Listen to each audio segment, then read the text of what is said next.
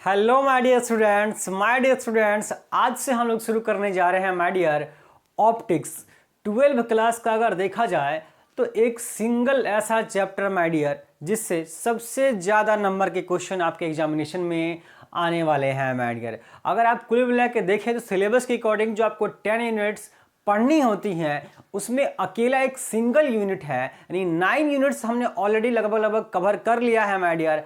अब हम लोग पढ़ने वाले हैं एक सिंगल यूनिट जिसका नाम है ऑप्टिक्स, यानी प्रकाश के बारे में हम लोग इस चैप्टर में पढ़ने वाले हैं माय डियर।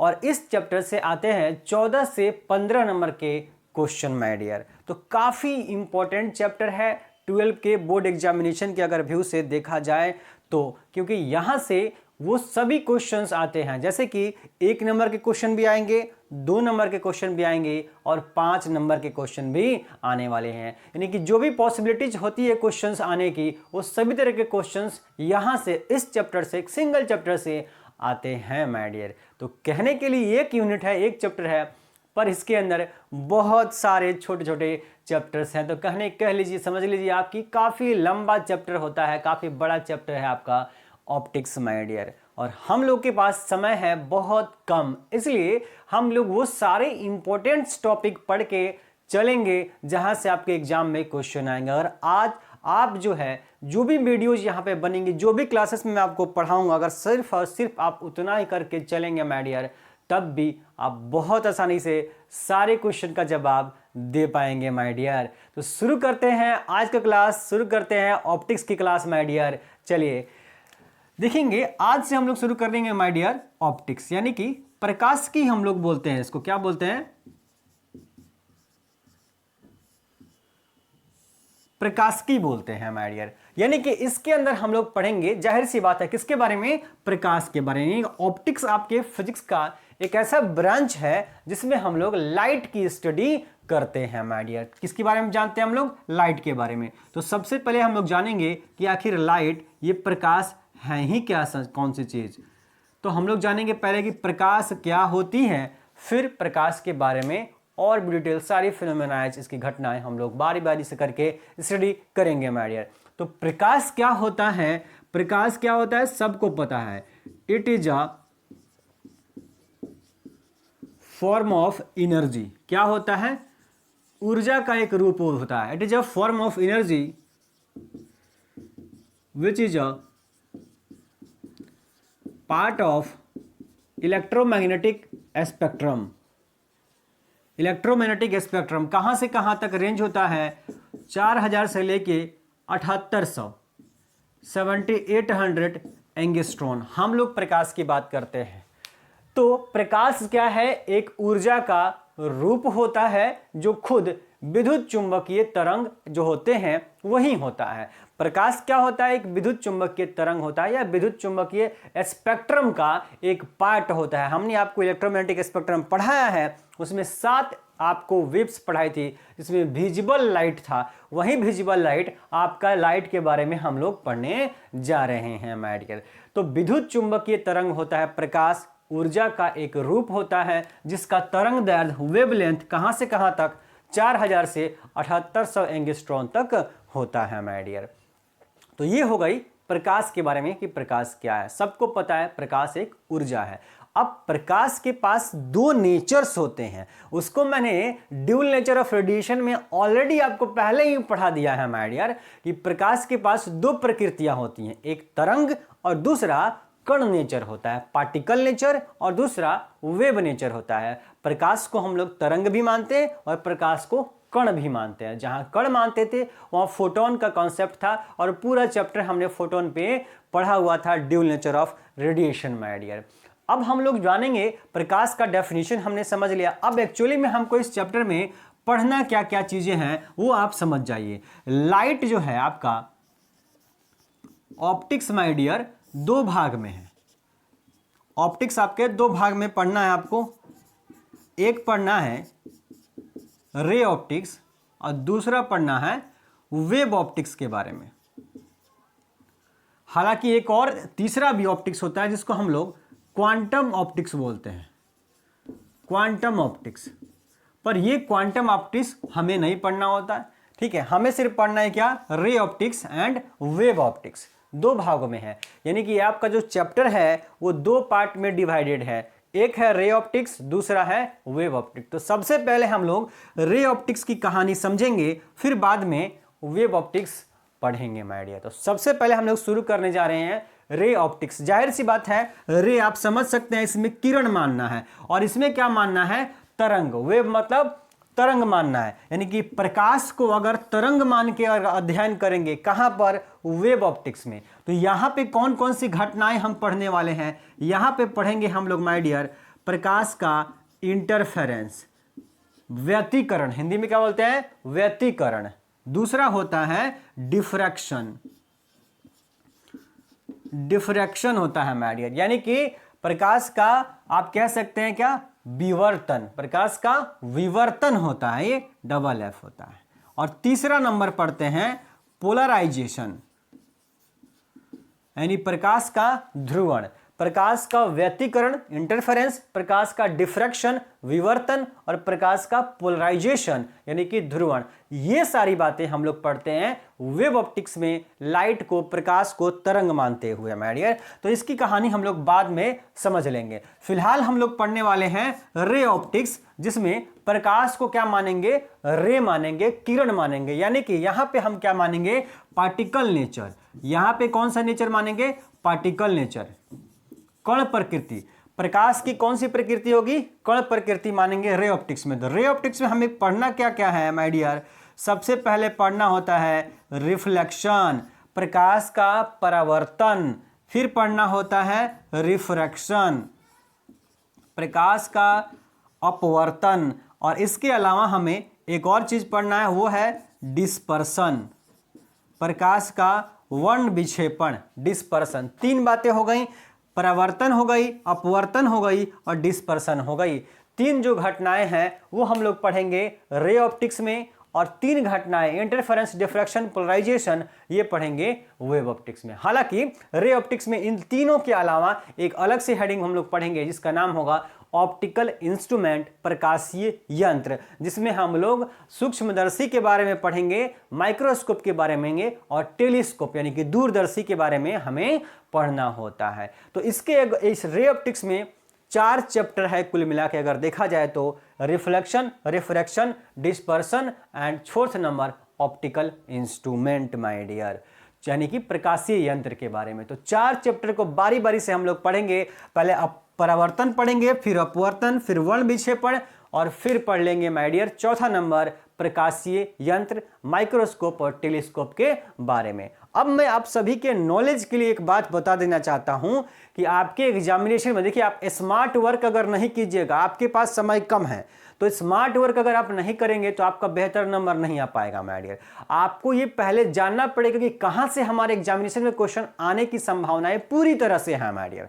तो मैं आपको शुरू में ही अभी बता देना चाहता हूं कि प्रकाश के परावर्तन से क्वेश्चन बहुत कम बार पूछे जाते हैं। यानी कि अगर आपसे 14-15 नंबर का ऑप्टिक्स का क्वेश्चन आता है तो इसकी संभावना है कि प्रकाश के परावर्तन से 1 नंबर का क्वेश्चन आए, या ज्यादा से ज्यादा 2 नंबर का क्वेश्चन आ सकता है। उससे ज्यादा प्रकाश के परावर्तन से क्वेश्चन नहीं आएगा। क्वेश्चन कहां से आएगा, मैक्सिमम क्वेश्चन आपके एग्जामिनेशन में प्रकाश के अपवर्तन से पूछा जाता है, रिफ्रैक्शन से क्वेश्चन पूछा जाता है। यानी कि कम से कम 7 से 8 नंबर का क्वेश्चन प्रकाश के अपवर्तन से ही पूछा जाने वाला है आपके एग्जामिनेशन के अंदर। तो आप इस बात को पहले से ही समझ जाइए कि आपके लिए कौन सा इंपॉर्टेंट है, ऑप्टिक्स का कौन सा भाग आपके लिए सबसे इंपॉर्टेंट है, किसको अच्छे से पढ़ के जाना है बहुत आसानी से माय डियर। तो प्रकाश का अपवर्तन जो होता है वहां से सबसे जबरदस्त तरीके से क्वेश्चन आता है, कम से कम 7 से 8 नंबर का क्वेश्चन आता है। उसके अलावा डिस्पर्सन से क्वेश्चन आएगा, नहीं भी आएगा, इसकी संभावनाएं होती हैं। और जो आपका होता है ऑप्टिकल इंस्ट्रूमेंट, प्रकाशीय यंत्र, वहां से भी 1 से 2 नंबर के क्वेश्चन आते हैं। यानी कि रे ऑप्टिक्स से टोटल अगर देखे जाए तो 10 से 11 नंबर के क्वेश्चन एग्जाम में आएंगे। और वेब ऑप्टिक्स जिसमें हम लोग 3 टॉपिक पढ़ेंगे उसमें 4 से 5 नंबर क्वेश्चन पूछा जाता है। यानी टोटल लेके 14 से 15 नंबर आपका एग्जामिनेशन में क्वेश्चन आएगा, जिसमें से रे ऑप्टिक्स 10 से 11 नंबर और वेब ऑप्टिक्स 4 से 5 नंबर का क्वेश्चन रे ऑप्टिक्स से पूछा जाता है माय डियर, वेब ऑप्टिक्स से। तो ये ओवरव्यू है, मैंने आपको बता दिया। अब अगर वेव ऑप्टिक्स की भी अगर कहानी मैं आपको एक्सप्लेन कर दूं तो मैं आपको बता दूं कि जो डिफ्रैक्शन वाला पोर्शन है ना, यहां से बहुत रेयरली क्वेश्चन आता है एग्जामिनेशन के अंदर। बहुत कम ही आपके प्रकाश के विवर्तन से क्वेश्चन पूछे जाते हैं। सिंगल स्लिट एक्सपेरिमेंट है वहां पे, वो एक्सपेरिमेंट बहुत कम बार एग्जाम के अंदर पूछा जाता है। अगर इंटरफेरेंस की बात करें तो यहां से सबसे ज्यादा क्वेश्चन आता है इंटरफेरेंस से। तो इंटरफेरेंस आपके लिए सबसे ज्यादा इंपॉर्टेंट है। प्रकाश का व्यतिकरण से हमेशा क्वेश्चन आता है, बार बार क्वेश्चन आता है। प्रकाश के ध्रुवण से भी क्वेश्चन आता है एग्जाम के। प्रकाश के विवर्तन से क्वेश्चन बहुत कम बार पूछा जाता है माय डियर। तो ये मैंने आपको पहले एक्सप्लेन कर दिया कि आपके लिए इंपॉर्टेंट क्या है, उसके अकॉर्डिंग आप तैयारी कीजिए। कम समय में बेहतर तैयारी होगी और शानदार नंबर आप लेकर के आने वाले हैं। चलिए अब हम लोग शुरू करने जा रहे हैं प्रकाश का परावर्तन, रिफ्लेक्शन माय डियर। चलिए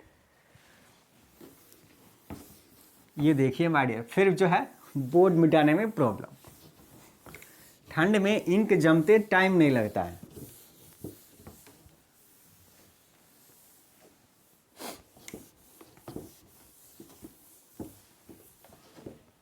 चलेंगे माय डियर, हम लोग पढ़ने वाले हैं।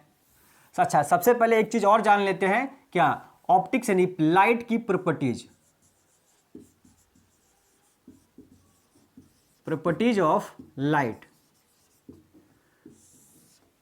प्रकाश के क्या क्या गुण होते हैं, गुण लिख लेंगे माय डियर सभी लोग। आप गुण लिख लीजिए। पहला नंबर गुण क्या है?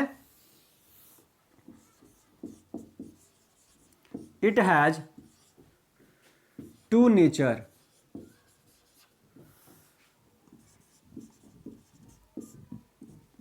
प्रकाश के पास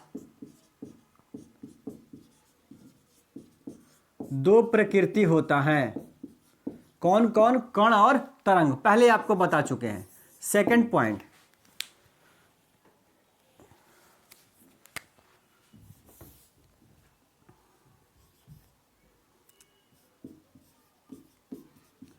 इट्स स्पीड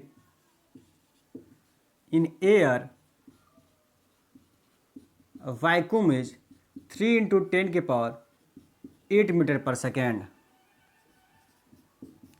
हवा अथवा निर्वात में प्रकाश की चाल 3 × 10⁸ मीटर पर सेकेंड होता है। ये बात कौन बताया? Maxwell. Third number, it's speed in other medium. अगर प्रकाश की स्पीड आप किसी और मीडियम में, दूसरे माध्यम में प्रकाश की चाल अगर पता करना चाहते हैं तो c/, क्या हो जाएगा? म्यू। c/μ, जहां म्यू क्या है? अपवर्तनांक है, उस माध्यम का अपवर्तनांक। चौथी बात, मोस्ट इंपॉर्टेंट बात, फोर्थ नंबर, लाइट की प्रकाश की प्रॉपर्टीज क्या my dear? The wavelength and intensity are changes when light goes from one medium to other medium। जब प्रकाश एक माध्यम से दूसरे माध्यम में जाता है, जब प्रकाश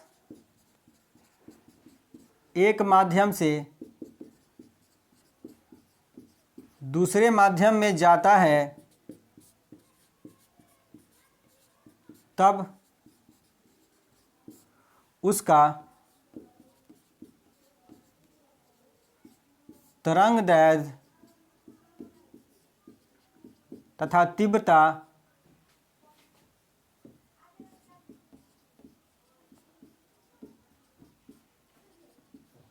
बदल जाता है। तो ये चार प्रॉपर्टी हो गई। प्रकाश के दो प्रकृति होते हैं। प्रकाश की चाल हवा में इतनी होती है और किसी दूसरे माध्यम में प्रकाश की चाल c/μ होती है। म्यू जहाँ की उस माध्यम का अपवर्तनांक होता है। म्यू के बारे में हम लोग बहुत डिटेल में पढ़ने वाले हैं अगले चैप्टर में, रिफ्रैक्शन में। और ये चौथा नंबर बात काफ़ी इंपॉर्टेंट है, जब प्रकाश एक माध्यम से दूसरे माध्यम में जाएगी, एक मीडियम से दूसरे मीडियम में लाइट जाएगी, हवा से पानी में, पानी से ग्लास में, या ग्लास से हवा में, कहीं भी एक मीडियम से दूसरे मीडियम में अगर प्रकाश जाती है तो प्रकाश का तरंग दैर्ध्य, वेवलेंथ और उसकी तीव्रता दोनों में परिवर्तन हो सकता है, होता है। लेकिन पांचवा नंबर प्रॉपर्टी माय डियर, क्या मोस्ट इंपोर्टेंट प्रॉपर्टी, पांचवा नंबर आपको याद रखना है हर हाल में। पांचवा number property, the frequency of light, the frequency of light is always constant.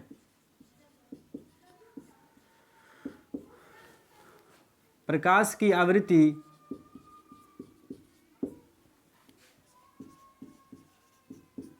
हमेशा नियत रहती है। मतलब एक माध्यम से दूसरे माध्यम में अगर आप जाएंगे तो तरंग दैर्ध्य चेंज हो जाएगा, लेकिन आवृत्ति चेंज नहीं होगा, आवृत्ति सेम रहती है। यानी फोटॉन्स के पास जो एनर्जी है माय डियर, वो हवा में उतनी ही होगी जितनी एनर्जी आपको पानी के अंदर होने वाली है। हाँ, उसकी इंटेंसिटी, तीव्रता घट जाएगी, संख्या फोटॉन्स की कम हो सकती है, लेकिन एक फोटोन के पास जो एनर्जी है वो कभी कम नहीं होती है। तो लाइट की फ्रीक्वेंसी कभी चेंज नहीं होगी एक माध्यम से दूसरे माध्यम में जाने पर माय डियर, फ्रीक्वेंसी हमेशा कांस्टेंट रहेगा। इसलिए लाइट की फंडामेंटल प्रॉपर्टी, लाइट का बेसिक प्रॉपर्टी कौन है आपका, उसकी फ्रीक्वेंसी है, उसकी आवृत्ति, प्रकाश की आवृत्ति कभी नहीं बदलेगी, हमेशा नियत रहेगी। तरंग दैर्ध्य बदल जाएगा, वेवलेंथ बदल जाएगा, प्रकाश की आवृत्ति नहीं बदलेगी। यह है प्रकाश की कुछ बेसिक प्रॉपर्टीज माय डियर, जिसके बारे में मैंने आपको लिख दिया, नोट डाउन आपको कर लेना था, वीडियो पॉज करके लिख लेना था माय डियर। अगर मेरे पास नोट्स अवेलेबल रहेगा तो मैं आपको शेयर कर पाऊंगा ऑप्टिक्स का, अदरवाइज मेरी कोशिश रहेगी माय डियर कि मैं आपको नोट्स जैसे पहले की तरह बनवाता था वैसे बनवाता रहूं। चलिए अब हम लोग पढ़ने जा रहे हैं प्रकाश का परावर्तन। तो प्रकाश के परावर्तन से मैंने आप सभी के लिए बोल दिया कि यहां से एग्जाम में क्वेश्चन बहुत कम, 1 से 2 नंबर के मुश्किल से पूछे जाते हैं माय डियर। लाइट का एक और नेचर आप याद रखेंगे कि लाइट अगर कोई मीडियम, होमोजेनियस मीडियम है, अगर कोई समांगी माध्यम होता है तो समांगी माध्यम में प्रकाश हमेशा सीधी रेखा में गमन करती है। याद रखेंगे कि किसी समांगी माध्यम में, होमोजेनियस मीडियम के अंदर light always travel in a straight path, सीधी रेखा में हमेशा गमन करेगी। कौन सी? आपकी लाइट माय डियर। इसके अलावा प्रिंसिपल ऑफ रिवर्सिबिलिटी भी एक कॉन्सेप्ट भी होता है कि लाइट आप रिफ्लेक्ट कर जाती है। अगर लाइट जिस रास्ते से जा रही है, अगर रास्ते में आप कोई आईना अगर लगा दें तो लाइट उसी सेम पाथ पे लौट जाती है। यह भी उसकी एक प्रॉपर्टीज होती है। खैर हम लोग चलते हैं, पढ़ते हैं प्रकाश का परावर्तन, रिफ्लेक्शन। प्रकाश का परावर्तन सबको पता है, ये आप 10th क्लास में पढ़ के आए हैं, और मुझे लगता है माय डियर कि प्रकाश का परावर्तन एक तो ऐसा टॉपिक है जो हर बच्चे के दिमाग में बैठा हुआ है 10th क्लास से, वो भूलने वाला नहीं और कभी नहीं भूलेगा, वो उसे याद है हमेशा से। क्या माय डियर कि ये कोई सतह है और इस सतह पर ये कोई लंब है, इस सतह पे क्या ये लंब है। इस सतह को हम लोग क्या बोल देंगे? परावर्तक सतह बोलते हैं। क्या बोलते हैं? परावर्तक सतह, रिफ्लेक्टिंग सरफेस, परावर्तक सतह। और ये क्या है? अभिलंब, जिसको आप हिंदी में बोलते हैं, क्या बोलते हैं? हिंदी में अभिलंब बोलते हैं। और ये है प्रकाश की किरण। ये प्रकाश की किरण आती है, इस सतह पे पड़ती है, और सतह पे पड़ने के बाद सतह इसको क्या करता है? परावर्तक सतह परावर्तित कर देगा, और परावर्तित करने के बाद प्रकाश की किरण इधर चली जाती है। इस कोण को हम लोग आई से दिखाते थे और इस कोण को आर से दिखाते थे। मैट्रिक में हम पढ़ के आए हैं 10th में। ये जो है, ये जो आती है इसको हम लोग आपतित किरण बोलते हैं। क्या बोलते हैं? आपतित किरण, इंसिडेंट रे। और ये जो होती है इसको परावर्तित किरण बोलते हैं। क्या बोलते हैं? परावर्तित किरण, रिफ्लेक्टेड रे। ये इंसिडेंट रे, ये रिफ्लेक्टेड रे। ये आपतित किरण, ये परावर्तित किरण होती है। ये कोण क्या होता है? Angle of incidence. मैं इसको हिंदी में लिख देता हूं, आपतन कोण। इंग्लिश मीडियम के बच्चे इसका इंग्लिश लिख लेंगे खुद से ही, इंसिडेंट एंगल, ये रिफ्लेक्टेड एंगल, ये हो जाएगा परावर्तन कोण, ठीक है। और ये जो होता है ये दोनों साइड से, इसको बोलते हैं हम लोग ग्लांसिंग एंगल। क्या बोलते हैं? ग्लांसिंग एंगल, ग्लांसिंग एंगल बोलते हैं। ये है कुल मिला के प्रकाश का परावर्तन। तो प्रकाश का परावर्तन का मतलब ये होता है परावर्तित हो जाना, जहां से आया था उधर ही चले जाना, मतलब मीडियम में चलना है। सेम डायरेक्शन की बात नहीं करता है, माध्यम की बात करता है माय डियर। यानी एक ही माध्यम है, ये ऊपर में अगर हवा है तो मतलब हवा है, पानी है तो पानी है। किसी एक माध्यम में अगर प्रकाश की किरण आती है, किसी सतह से टकराती है, तो टकराने के बाद ये सतह पुनः प्रकाश को उसी माध्यम में भेज देता है, लौटा देता है। जितना कोण पर आती है लंब के साथ, उतना ही कोण बना करके लंब के साथ वापस चली जाती है। इस घटना को प्रकाश का परावर्तन, रिफ्लेक्शन ऑफ लाइट कहा जाता है माय डियर। इंसिडेंट रे जितना नॉर्मल के साथ एंगल बनाएगी, उतने ही एंगल के साथ रिफ्लेक्ट कर जाती है। यही होता है लॉज ऑफ रिफ्लेक्शन। इसका मतलब कि angle i equal to angle r, कोण आई बराबर कोण आर होता है। प्रकाश के परावर्तन का नियम, प्रकाश के परावर्तन का नियम क्या होता है? आपतन कोण बराबर परावर्तन कोण होता है, आई बराबर आर होता है। और दूसरा जो होता है वो सबको पता है कि भाई ये आपतित किरण और परावर्तित किरण और ये लंब, ये तीनों क्या होने चाहिए? एक सेम प्लेन में होते हैं, एक ही तल में होने चाहिए। आपतित किरण, परावर्तित किरण और अभिलंब, तीनों क्या होने चाहिए? एक ही कोण में होने चाहिए। अगर एक प्लेन में, एक तल में नहीं है तो आपतन कोण आएगी प्रकाश की किरण और यहां से टकराने के बाद किसी भी दिशा में, कहीं भी, किसी भी प्लेन में जा सकती है। इसीलिए बताया गया कि भाई अगर सेम प्लेन में जाएगी, ये लॉ है, इसीलिए जितना कोण इधर बना करके आएगी उतना ही कोण बना के, देखिए इसी प्लेन में गई है ये लाइट, आकर के इधर नहीं गई है, उधर नहीं गई है, किसी दूसरे प्लेन में नहीं जाएगी, इसी प्लेन में, सेम प्लेन में जाती है। अगर एक बोर्ड एक प्लेन है तो बोर्ड से ही आ रही है और इसी प्लेन में जा रही है। ये हमारा परावर्तन का नियम कहता है माय डियर। तो आपको बहुत आसानी से समझ में आ गया होगा, पहले से आपको पता है, इसमें कोई भी एक्स्ट्रा नॉलेज नहीं है। बस इसको हम लोग दोनों साइड से, जो आपतित किरण और परावर्तित किरण, दोनों आपतित किरण, परावर्तित किरण दोनों ही जो परावर्तक सतह के साथ कोण बनाती हैं उसको ग्लांसिंग एंगल कहा जाता है। क्या कहते हैं हम लोग? ग्लांसिंग एंगल कहते हैं माय डियर। तो ये है प्रकाश का परावर्तन, जहां से क्वेश्चन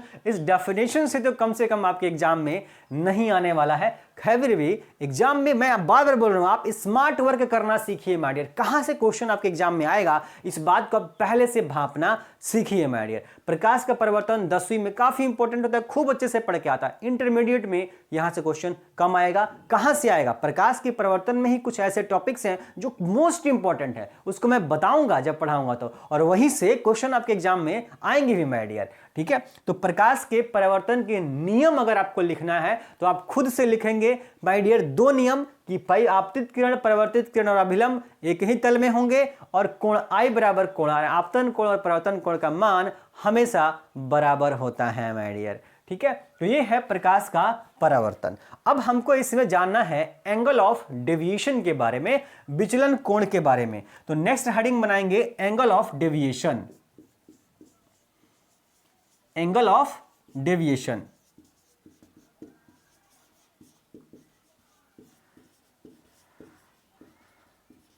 विचलन कोण के बारे में। ये मार्कर नहीं चल रहा है, इसी से लिखता हूं। एंगल ऑफ डेविएशन, विचलन कोण माय डियर। ध्यान से देखिए माय डियर, अगर मैं इसी फोटो में अगर बनाऊं तो सर ये किरण आ रही थी, ये जानी कहां चाहिए थी माय डियर? जानी तो चाहिए थे इधर की तरफ। इसका दिशा तो अभी मैंने आपको बताया कि अगर कोई होमोजेनियस मीडियम है तो प्रकाश हमेशा सीधी रेखा में गमन करती है। तो प्रकाश का दिशा किधर था? ये किरण जो आ रही थी वो किरण की दिशा किधर थी माय डियर? इधर थी। तो इसको जाना कहां चाहिए था? इस दिशा में जाना चाहिए था, लेकिन चली कहां गई है? ध्यान दीजिए, जाना इसको इधर था लेकिन गई कहां? इधर चली गई। तो कितना डिग्री मुड़ गई? बोला सर जाना चाहिए था इधर और चली गई इधर, यही ना गई है। रिफ्लेक्टेड रे तो यही है, हमारा परावर्तित किरण यही है। तो बोला माय डियर ये जो एंगल आपका बन रहा है, ये एंगल क्या कहलाएगा? एंगल ऑफ डेविएशन कहलाता है। एंगल ऑफ डेविएशन क्या कहलाता है? डेल्टा। इसको क्या बोलते हैं? डेल्टा। तो डेल्टा विचलन कोण बराबर होता है क्या? कितना डिग्री का विचलित हो गई है, मुड़ कितना गई है। बोला सर जाना चाहिए था इधर, चली गई इधर, तो कितना डिग्री पर कोण पर मुड़ गई है, ये डेल्टा। तो डेल्टा का मान निकालना है तो कैसे निकालेंगे। बोला माय डियर कि ये पूरा का पूरा ध्यान से देखिए, ये सीधी रेखा है एक, और सीधी रेखा पे कितना कोण बनता है। बोला सर 180 डिग्री बनता है। सीधी रेखा पे कितना कोण बनता है, 180 डिग्री का बनता है। अब ध्यान से देखिए, ये पूरा का पूरा 180 है, और ये कोण कितना है, आई है, ये कोण कितना है, आर है। तो अगर 180 में से पूरा में से आप आई प्लस आर, ये ऊपर वाला निकाल देंगे, ऊपर वाला हटा देंगे, तो नीचे वाला यही है डेल्टा विचलन कोण बच जाएगा। बोला बिल्कुल सर, यानी कि 180 में से हम किसको घटा दें, आई प्लस आर को घटा दें। आई में आर जोड़ लीजिए और 180 में से, पूरा 180 में से इसको हटा दीजिए, तो ये नीचे वाला डेल्टा विचलन कोण का मान बन जाएगा, मिल जाएगा हमें। तो बोला सर 180 को हम लोग पाई ना लिखते हैं। बोला बिल्कुल पाई लिखेंगे। और कोण आई बराबर क्या होता है, कोण आर। अभी मैंने आपको बताया प्रकाश के परावर्तन का नियम, कोण आई बराबर क्या होता है, कोण आर। मतलब जितना आई है उतना ही आर है, तो इस आर को भी हम लोग आई लिख देंगे। तो आई प्लस आई, 2i हो गया कि नहीं हो गया। बोला हो गया सर। तो 2 पाई माइनस 2i, ये हो गया आपको क्या, एंगल ऑफ डेविएशन विचलन कोण का फार्मूला। 180 में से 2i घटा दीजिए या 2r घटा दीजिए, कोई फर्क नहीं पड़ता, यही होगा विचलन कोण। तो फटाफट से मैं हट जाता हूं। अब विचलन कोण का फॉर्मूला यहां से नोट डाउन कर लीजिए। चलिए ये था प्रकाश का परावर्तन और प्रकाश से परावर्तन से संबंधित angle of deviation my dear. अब एक बात आप पहले से एक और चीज जान लीजिए, क्या एक होता है, ध्यान देंगे, नॉर्मल इंसिडेंट। नॉर्मल इंसिडेंट्स का मतलब समझते हैं। बोला माय डियर ये है नॉर्मल, ये मैंने बताया अभी परावर्तक सतह है, रिफ्लेक्टिंग सरफेस है, और ये नॉर्मल अभिलंब है। अगर प्रकाश की किरण अगर इसी नॉर्मल के अनुदिश, इसी लंब के अनुदिश आती है, तो वो इसी अनुदिश वापस लौट जाती है। यानी कि कोण आई बराबर भी 0 और कोण आर बराबर भी क्या होता है, 0। इसको हम लोग बोलते हैं नॉर्मल इंसिडेंस। क्या बोलते हैं, रुक जाइए, नॉर्मल इंसिडेंस,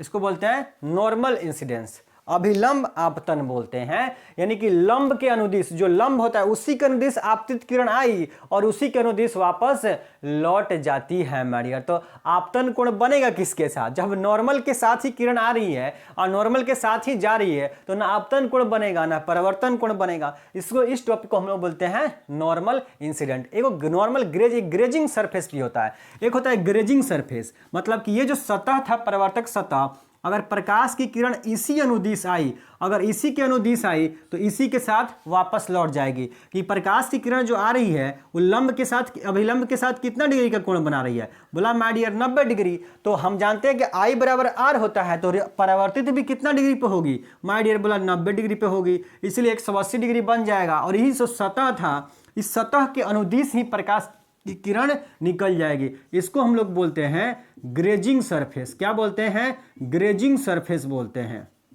ये नॉर्मल इंसिडेंस होता है और ये होता है ग्रेजिंग सरफेस। लंब के अनुदिश आएगी तो लंब के अनुदिश चल जाएगी, और सतह के अनुदिश होगी तो सतह के अनुदिश ही वापस से परावर्तित हो जाती है माय डियर। ठीक है, चलिए अब एक बात और आपको मैं बता देना चाहता हूं, सुन लीजिए मेरी बात।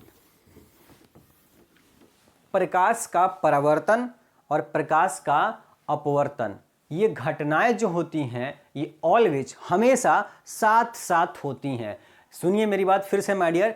प्रकाश का परावर्तन, लॉज ऑफ रिफ्लेक्शन, लाइट का रिफ्लेक्शन और लाइट का रिफ्रैक्शन, रिफ्रैक्शन और रिफ्लेक्शन, परावर्तन और अपवर्तन दोनों साथ साथ होता है लाइट का माय डियर। इसलिए हमेशा लाइट की इंटेंसिटी ड्रॉप कर जाती है, कम हो जाती है। इस बात का आप ख्याल रखेंगे, अपने दिमाग में रखेंगे कि प्रकाश का परावर्तन अपवर्तन हम अलग अलग पढ़ेंगे, लेकिन दोनों घटनाएं साथ साथ एक ही जगह पे हो रही होती हैं, जिसकी वजह से प्रकाश के परावर्तन में जो प्रकाश की किरण परावर्तित होके गई है उसकी तीव्रता उतनी नहीं होगी माय डियर जितनी कि आपतित प्रकाश की होने वाली है। वैसे ही अपवर्तन के केस में अगर प्रकाश माध्यम बदलता है तो उसकी तीव्रता घट जाएगी, कम हो जाएगी माय डियर, क्योंकि वहां पे प्रकाश का परावर्तन भी हो रहा होगा माय डियर। ये चीजें साथ साथ होती हैं तो बढ़ जाती हैं, प्रकाश जो होता है वो बढ़ जाती है, फोटोन्स डिवाइड हो जाते हैं, इसलिए तीव्रता कम हो जाती है माय डियर। 100 फोटोन आया है सरफेस पे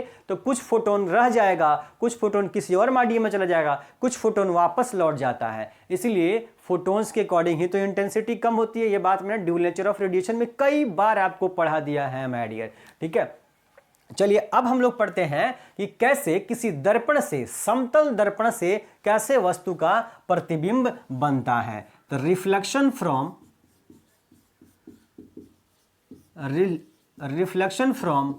प्लेन मिरर, समतल दर्पण से प्रकाश का परावर्तन। प्लेन मिरर समतल दर्पण से प्रकाश का परावर्तन मतलब है एक समतल दर्पण है माय डियर, ये क्या है, एक समतल दर्पण है।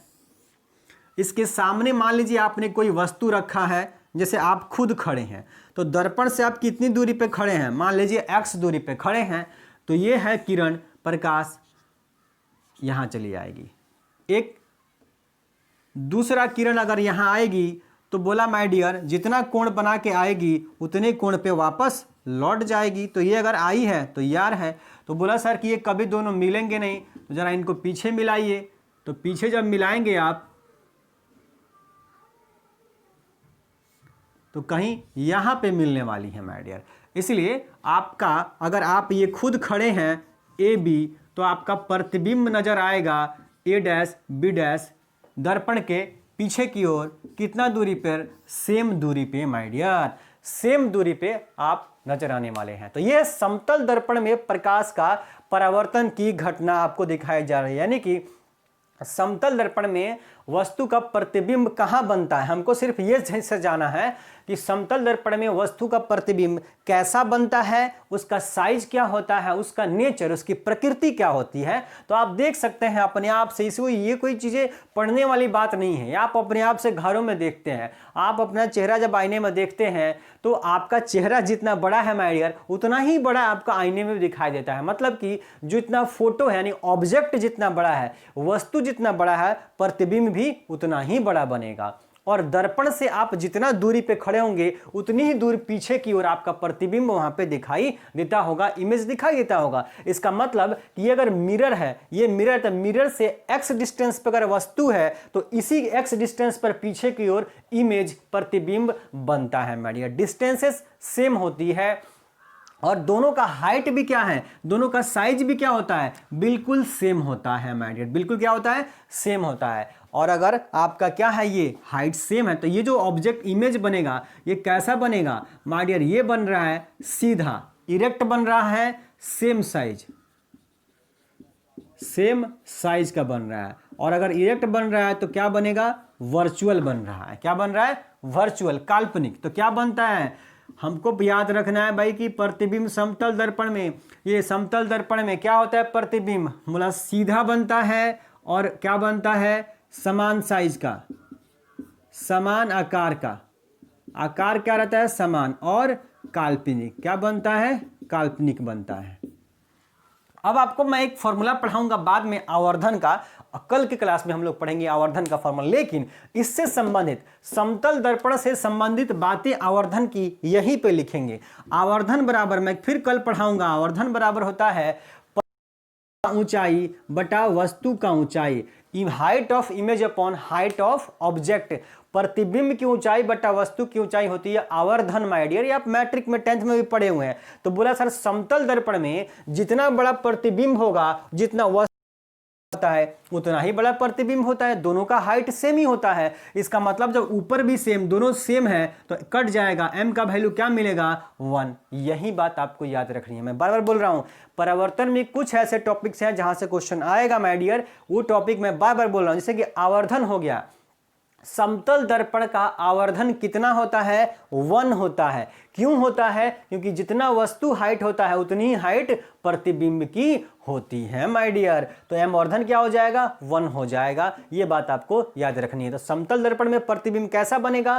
सीधा बनेगा, समान आकार का बनेगा और काल्पनिक बनेगा, वर्चुअल बनेगा। ये बात दिमाग में रखिए। और वर्चुअल इमेज का हम लोग कभी भी स्क्रीनिंग नहीं कर सकते हैं, पर्दे पे नहीं उतारा जा सकता है। हम लोग जैसे कि फिल्म देखते हैं सिनेमा हॉल वगैरह में कभी, तो ये वर्चुअल इमेज को हम लोग पर्दे पे स्क्रीनिंग पॉसिबल नहीं होती है, सिर्फ रियल इमेजेस की पॉसिबल होती है माय डियर। तो ये था प्रकाश के परावर्तन से संबंधित कुछ बातें और किसी दर्पण में किस तरीके से प्रतिबिंब बनता है। फटाफट से 2 नोट आप कर लेंगे। इसके अलावा क्या नोट कर लेनी है कि अगर मान लीजिए दर्पण में अब अगर आपको पूरा फुल साइज देखना है, एक दर्पण सामने लगा लीजिए और आपको अपना पूरा सर से लेकर पांव तक फुल इमेज देखना है, तो कम से कम दर्पण का हाइट आपके हाइट का आधा होना चाहिए। कितना होना चाहिए? आधा होना चाहिए। तो फॉर कंप्लीट इमेज लिख लेंगे नोट में, ये नोट में बातें लिख लेंगे। फॉर, यहां लिखेंगे for seeing complete image, complete image क्या हो जाएगा? Height of mirror is equal to क्या होगा? Height of man upon 2। दर्पण का जो आकार है वो आपके आकार के आधा होना चाहिए माय डियर।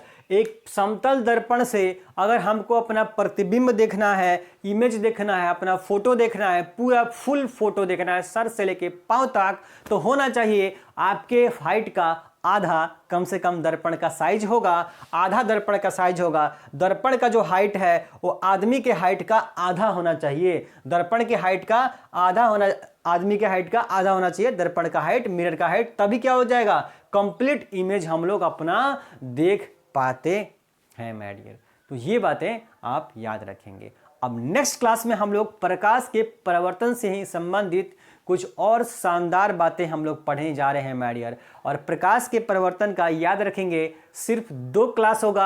आज एक क्लास ऑलरेडी हो चुका है, यानी सिर्फ एक क्लास और होने वाला है। और वहीं नेक्स्ट क्लास जो होगा प्रकाश का परावर्तन का, उसमें जो कुछ मैं आपको पढ़ाऊंगा उसी के एग्जाम में आने की पूरी संभावनाएं हैं माय डियर। मिलते हैं नेक्स्ट क्लास में।